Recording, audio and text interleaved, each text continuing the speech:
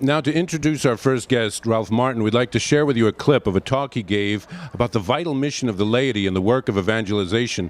Recently, Pope Benedict appointed Ralph as a consultor to the Pontifical Council for the promoting of the new evangelization. Let's watch this clip. We're still suffering from this kind of pass the buck syndrome.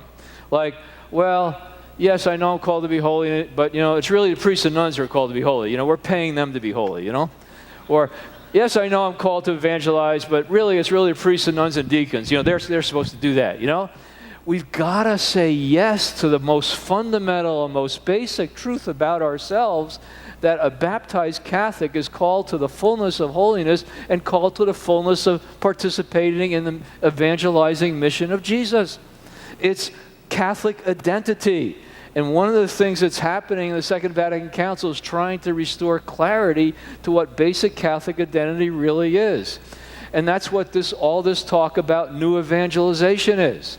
John Paul II coined the phrase, and we're used to thinking about primary evangelization as preaching the gospel to people who have never heard the gospel.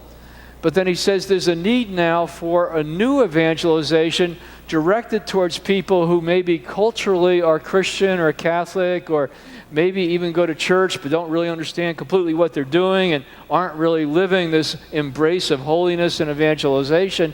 And so a new evangelization has to be directed to traditionally Catholic people. I mean, there's a lot of folks who are Irish Catholics or German Catholics or Italian Catholics or Hispanic Catholics or Louisiana Catholics who don't have a clue anymore about what it all means. It's become like ethnic identity rather than a personal relationship of love and discipleship to Jesus Christ. And so the popes are calling for a new evangelization in which every member of the church would participate, reaching out to people who we used to take for granted that they know what it's all about, and they don't know what it's about anymore, and they need to be called to faith and to conversion.